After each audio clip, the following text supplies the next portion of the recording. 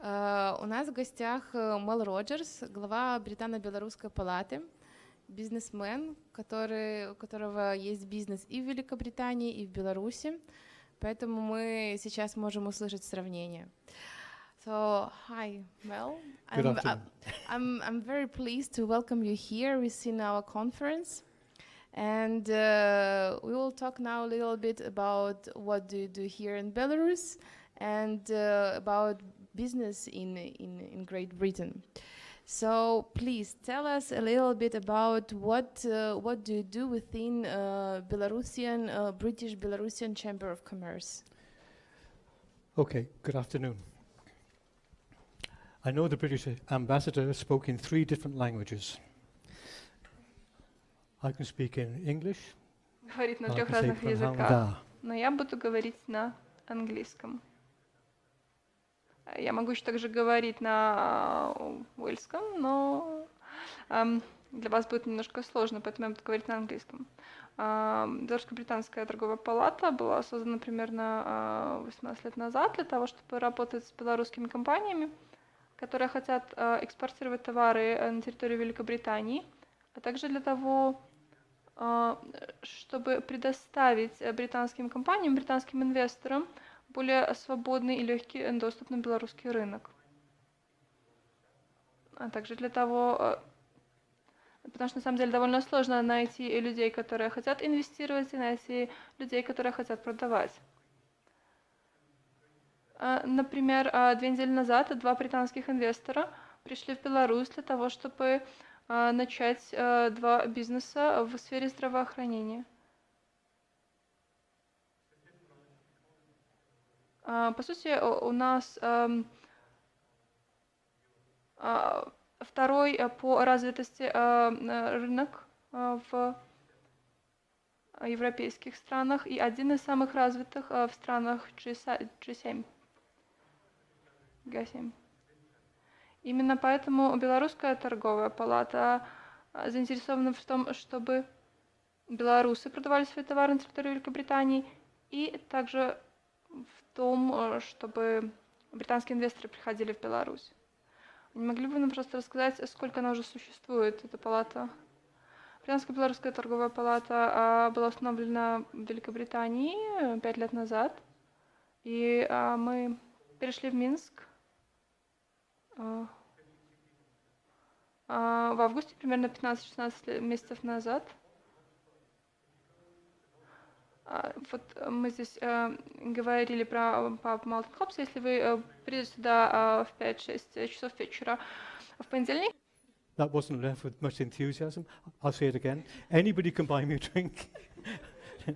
I don't have any problems with whatever sex you are. If there's a woman wants to buy, you're all right. It's a networking event where we can talk to people with like-minded, people who are Belarusian, who are in business, people who are British, who are living in Belarus, just to relate, just to talk, just to have a common interest. Coming back to business, well, the networking is an essential part of business. Can you tell a few words again about the industries to which Belarusian business should pay attention to? You know, Britain is, I actually did some work here, so it looks almost professional. I won't deny that. GDP by sector is 0.6% agriculture. So if you're making tractors and wanted to sell to the United Kingdom, maybe that's not the best market to look at. Construction is 6.4%. Manufacturing is 14.6%. Services is 78.4%.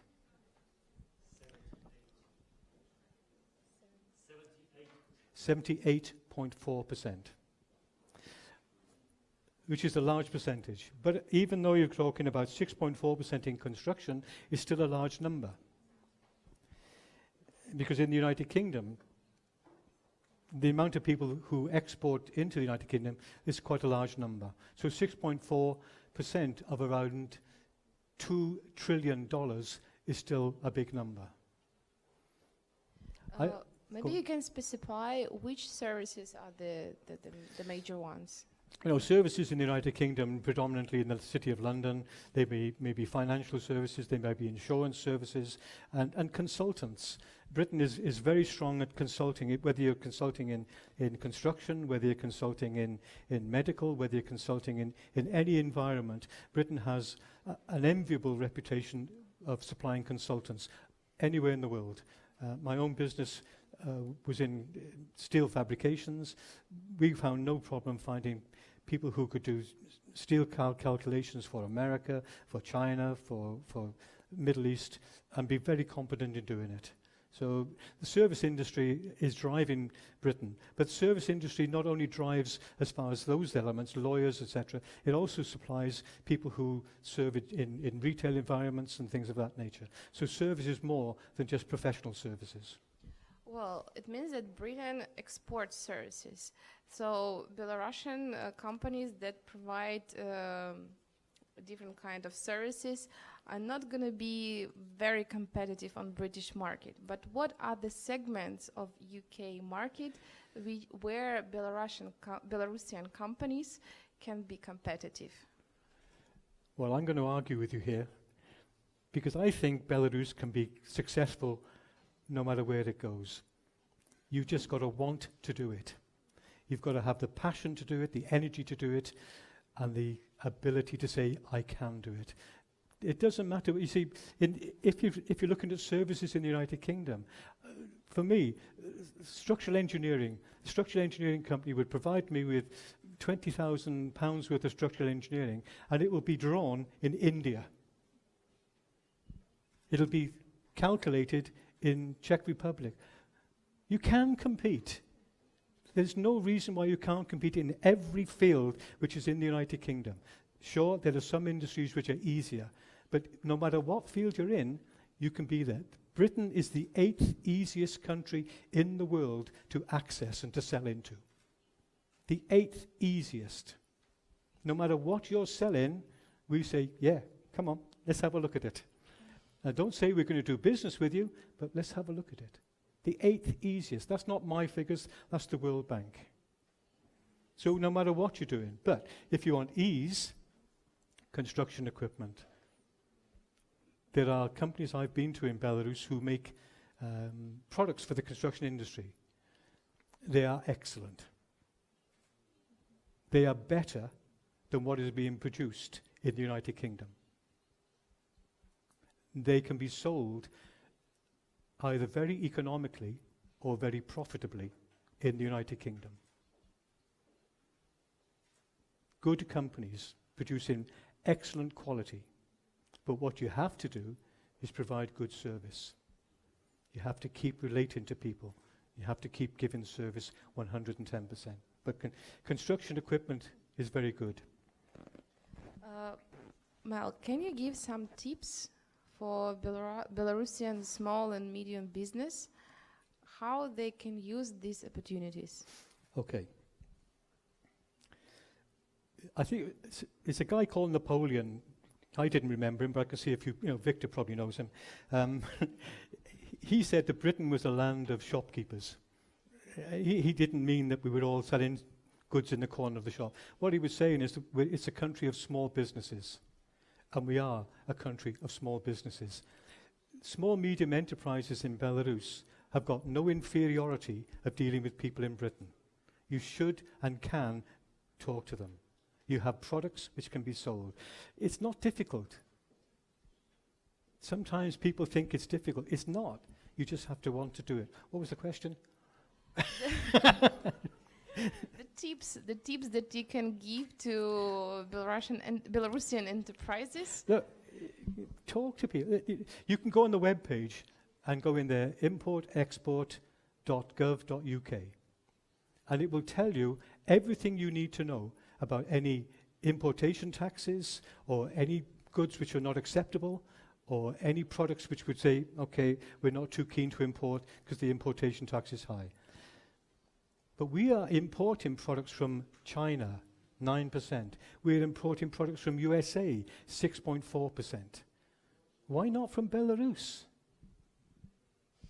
It's a lot further to transport from China to Britain and America to Britain than it is from Belarus there. You just need to have to maybe take away some of the problems that you have in your head and think it's difficult, but it's not. Maybe the reason is the price. Hey? In China, it's cheaper. Maybe that's why. How many people have been to China? What did you think? My impression of China was it's great if you're manufacturing a product that somebody else has designed.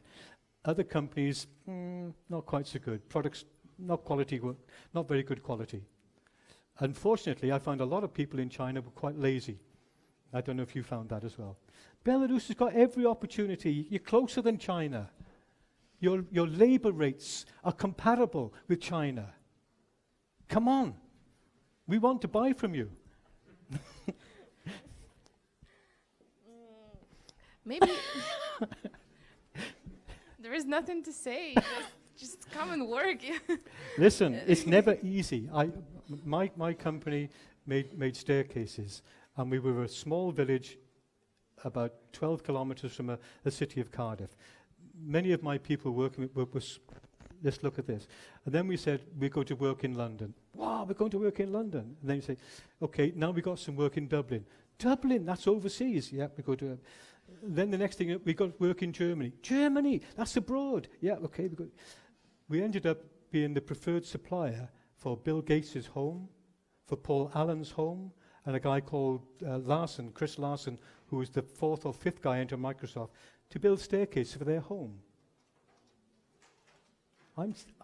There's no doubt in my mind that American companies had every ability to make staircases as good as we could make it. And they could make them as cheap as we could make them, or as expensive as we can make them. But you have to go and try to do the business. You won't be successful in every opportunity, but I just want to see Belarusian people say, gentlemen, we're from Belarus. We have a great history of producing excellent engineering products. We have a great history of IT, and we have a great history of being good people. We'll support you, and we'll do good business with you. No? Yeah? Yes. Maybe to finish the conversation and to go to the Q&A session, maybe can you give us a short, brief success story as a head of Belarusian British Chamber of Commerce about Belarusian business going to the British market? No. Yeah, you know, it's very difficult to put those things. What I can tell you is this. I met a guy maybe 6 months ago. He's from Mogilo. But he went to work in London as a student, after being a student, to work with a company which hired chartered jets to business people to fly around the world. And then he learned the mechanics of how to do it. And with another Belarusian guy, they started their own charter hire business. So they are one of the leading suppliers now of personal jets for business people who want to fly from Moscow to London, London to Kiev, or whatever they want to be, but can't be bothered to wait like the rest of us do at an airport. But they're successful. They're Belarusian. We've worked with them in integrating and relating them to some people we have contacts with. But look, the important thing is you try. Just knock on the door and say, we're from Belarus, the company is whatever it is, we know you buy, let's do business. It is. I mean, that sounds simplistic, but I don't know any other way to do it. I mean, why the hell did my company from nowhere do work in Seattle? Only because we said, we can do it. I challenge you to be the small, medium enterprises of Belarus, and in Britain, something like 52% of all the public sector income is derived from small, medium enterprises. I challenge you guys to be the bellwether and the drivers of the economy of Belarus. Well, Thanks a lot for such a great inspiration. I think that everybody is just so eager go now and work and go to the British market. Maybe some questions to Mel? Okay. It's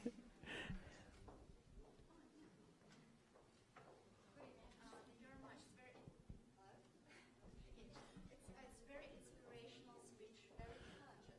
But actually, Here we are, we're back. what do you think? What the most obstacles that prevent to be successful here in Belarus and abroad for companies? Your personal point of view. You already mentioned some kind of problems in our head, right? But maybe some reason that it's going to be inspirational and challenging for all people in Belarus. Thank you so much. And what the strongest and weak sides actually in Belarus that prevent or may help to be successful abroad? Everybody needs help. Everybody sometimes needs luck. To a certain extent, we did a good job, and that's what people like Bill Gates wouldn't spend money with us because I got blue eyes. They did it because somebody else said it's a good company. Look, Belarus has every opportunity to do things. Just don't be frightened to do it. Don't be frightened to do it. But here's one area that you need to look at. I was talking to somebody downstairs earlier. One of the areas is that you need to learn the language of commerce, which is English. And not only you guys, but people in your businesses. Because one of the problems with the company I was talking to was that they made presentations in Britain, but nobody called them back. And sometimes it's because the British can be very negative and frightened to call because they can't speak Russian. And we are lazy because the rest of the world can speak English. We don't even try to learn anything else. It's important, not necessarily for you guys, but the person who answers the telephone to have some understanding of English and to have more than 3 or 4 people who can actually pass a message on and try to get a response. But the most important thing to sell in Britain is that you respond. If you get an inquiry, respond. Very important guy in Belarus asked me one day, what's the most important thing? I said, you have to respond.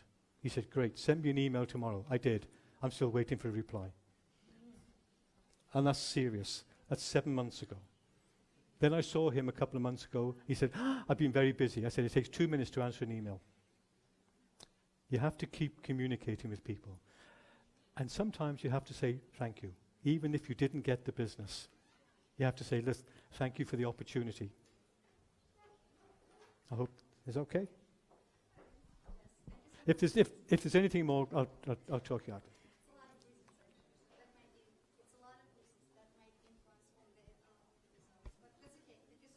Okay, pleasure.